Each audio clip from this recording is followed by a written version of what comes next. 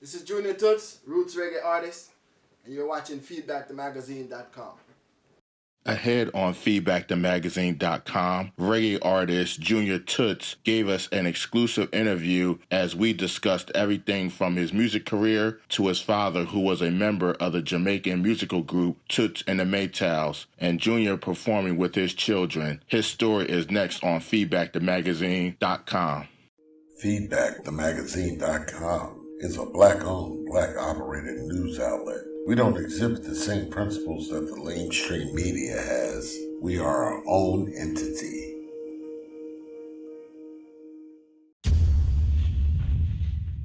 Hello, everybody. I'm Sonny Pinkney, the founder of feedbackthemagazine.com, and I have here with me today Jamaican reggae artist Junior Toots. How's everything, big guy? All right, man. That's what's up. Feedback Magazine up. Yes. My first question is, it states in your bio that you grew up in Jamaica. Tell my audience, what was it like growing up there and being raised by your grandparents? It was amazing, man. I grew up on a farm. I grew up I had a river. Grew up on the riverbanks. My grandparents had a farm right on the riverbanks. So I would get up every day and do my chores. We had a farm. We had goats, cows, chickens, pigs, horses, mules, donkeys, and I was in charge of taking care of the animals and helping my grandmother and my grandfather, and it was an amazing life. I would get up and go down into the riverbed and catch shrimps and swim and hang out with my friends, and after I finished working on the farm. So it was amazing. My grandparents were amazing people, and it was really cool. Jamaica's a really amazing place, and it's like a hidden treasure. Definitely advise everyone to definitely take a stop in Jamaica whenever you can. Okay, what part of Jamaica did you grow up in? I grew up mostly in St. Mary. It's the eastern side of Jamaica. St. Mary is like the Garden Parish. They call it the Garden Parish because we produce a lot of food to feed like most of Jamaica. My grandfather was like a foreman on the banana board, so we were big into farming and growing food and transplanting and cloning and grafting, and you know what I mean? Okay. My next question is, you have a new album out titled Guiding Star. Can you tell my viewers more about the album? I made the Guidance Star album. That's my last album, and I worked on the album in Oakland, and I included international producers, and there's some features on there.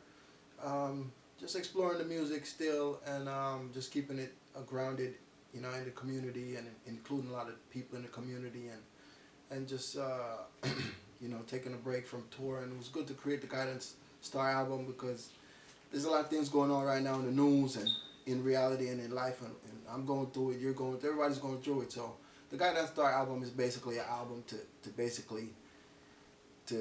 give some advice to the youths, and to remind myself too to stay guided up. You know what I mean? Mm-hmm. My next question is, you have your latest single titled "Love the Herbs," which is now available on Amazon. My question is, who wrote and produced that track? I wrote the lyrics, and I wrote the lyrics. It's actually the track is a track I pulled off of YouTube.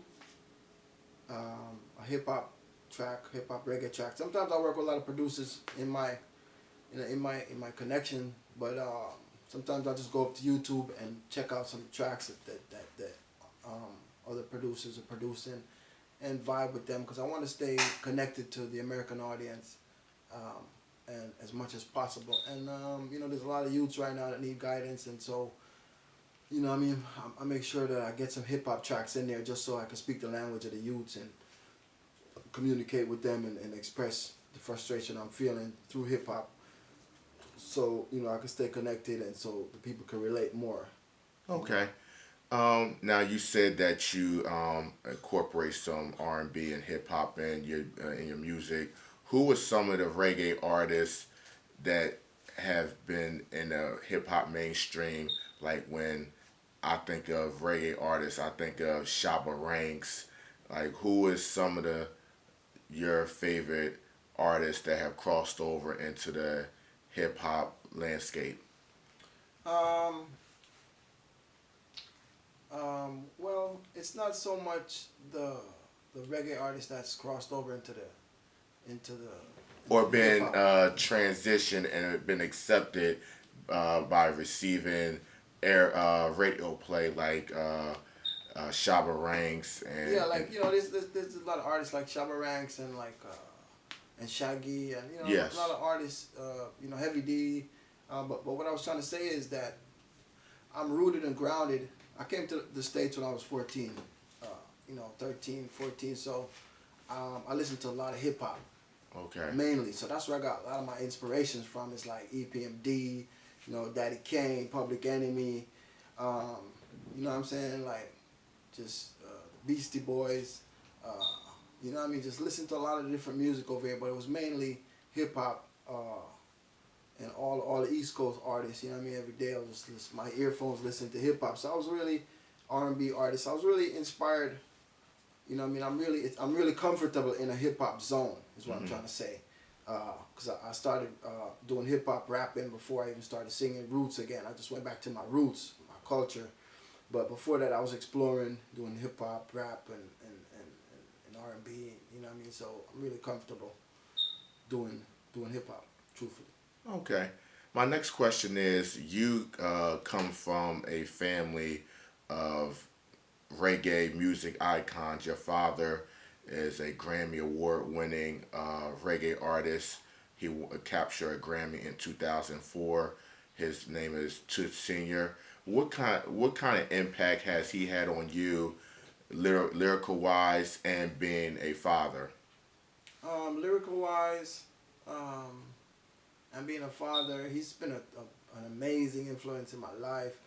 Like, I really respect him, and we have a good relationship. My birthday's on December 7th. His birthday's on December 8th. So we're like really close, like brothers, but a father and son relationship. But we have a good relationship. My dad's got a good sense of humor, but one of the most inspirational things that he gave to me is hard work. My dad works out hard. He works hard. He's constantly working, and he's really kind to people.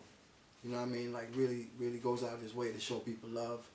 Uh, just picking me up from school and taking me home. I just remember him stopping to like look out for a lot of people, and sometimes we would stop in a gambling shop, and he would just win the slot machine and just give it all away to the people outside that were asking for some change and stuff like that. Just so it really made me a better man by having a good father like that and a good example to be in my life. You know what I mean? So I really appreciate that, and it was really really good being around my dad, getting good examples of work ethics and how to be a good human being. You know what I mean? So those things really helped me in the music and in life, in the streets and everywhere. You know what I mean? Do you feel like you have to live up to your father's expectation of the fans because he's a man of reggae legend and you're Junior Toots, so people and fans expect you to be just as good as your father? Well, I mean, my practice makes perfect. You know what I mean? And the part of being around my dad when I was young is watching him go through like 12-hour sessions of rehearsals, and with his band, and really putting in time and energy and effort, and working it out. So it was, it's a lot of pressure when I was younger, and I was like, oh my God, like what am I gonna like it's crazy if I go into the music, or what am I gonna do? My dad is a great legend, but in time, I grew up to be able to handle it. You know what I mean? By working hard and just being humble. Um, I and you know, I'm my father's son, so I'm gonna be like my father, but I'm gonna be myself more than anything else. You know, like my mom, I'm gonna be like my father, but I'm gonna be like me. So I just took it one step at a time, and and then also I put a lot of thought into it. You know, but I went to the studio with my dad a lot when I was in Jamaica and when I go home. So you know what I mean? You don't have a legendary voice to start out with. You get a legendary voice over time, and when you become seasoned, and when you just kind of do it, as opposed to thinking about doing it. So you get in the zone, and it took me a while to get in my zone, and once you get in the zone, then you have to, it takes time, a lifetime achievement of work to really build that. You know, from there to really rise to your own status. I don't think I'll ever be like my dad. My dad's like a perfectionist and in his own, you know, right, and in his age group and in his generation. So he's a one of a kind, just like Jimmy Cliff and Bob Marley and Burning Spear. Those guys are all legends in their generations and one of a kinds, you know. So I just set out to do my thing and be a legend in my time, and you know what I'm saying, not even to be a legend, but just work hard at my you know what I'm saying, at my craft, and that's how I pay my bills a lot of the times too. So you know, like music is like serious for me, and it's been great. You know, having my dad in a musical family is good, because you know, you constantly looking to aspire to do greater things, because my dad is not slowing down really. He's still on the road, he's still recording, he's still doing his thing, and he's still full of love. So you know what I mean, it's been really good to work with him and have him as an inspiration, and to step up my game to fulfill the expectations of my family, of myself, and you know, even my dad. All right. As you been performing for many years in the reggae sector, which type of reggae music you prefer? Dancehall, reggae fusion, dub? What do you type of reggae music you prefer performing to, and what type of reggae music or sound you prefer making? Um, it just depends on you know, I don't really. I mean, the thing is this: if the track is good, I could usually make make up some good lyrics, create a good song on if the song is great, whatever genre is the production, and I really appreciate music. So, you know, from one track to the next, or from one genre to the next, it's really exciting to me to try to figure it out, to figure out the song, and you know, whether it's hip hop or dancehall or roots, you know, and also you know, in a show, I try to mix up my live shows with a little bit of everything. That way, the audience can get the picture I'm trying to paint for them, but they can also not be bored with the same monotonous sound or lyrical harmonies. Okay, my next question, going back to your father, what was the best advice, either personally or professionally, that pertained to your music, that you felt you uh, still resonates with you to this day? Um, well, my dad, some good advice he's given me over the years, you know, from time to time, you know what I mean? But my dad's always like, you know what I'm saying, set a plan. Always have a plan. And work through your plan.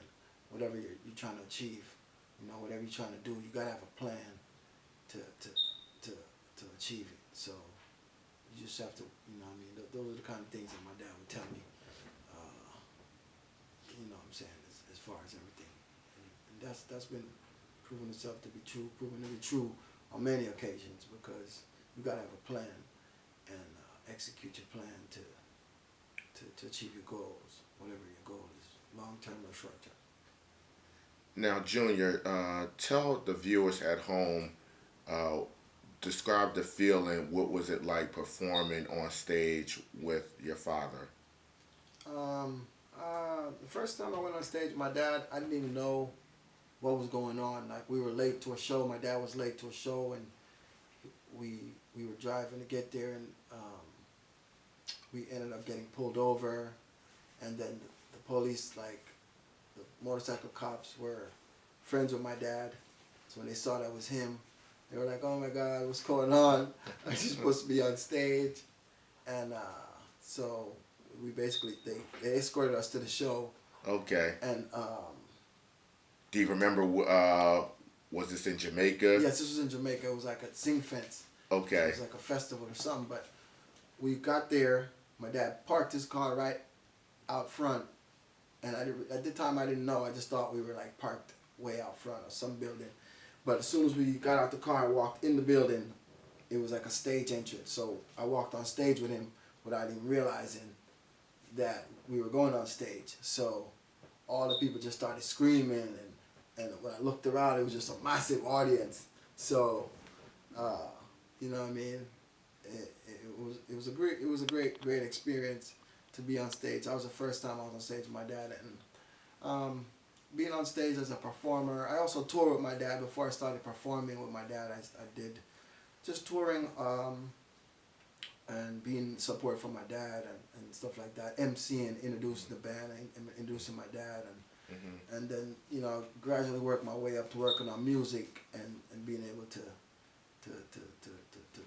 raise to the standards that my dad would appreciate and would love and support, and the Maytals and everybody. So. It's amazing working with my dad on shows because he gets his audience really wound up and energetic, a lot of dancing going on, and so you know what I mean, so it's always great to guest appear with my dad when he comes to town and to tour with him across America or across Europe. The earth and go fill up them pockets out, so automatic my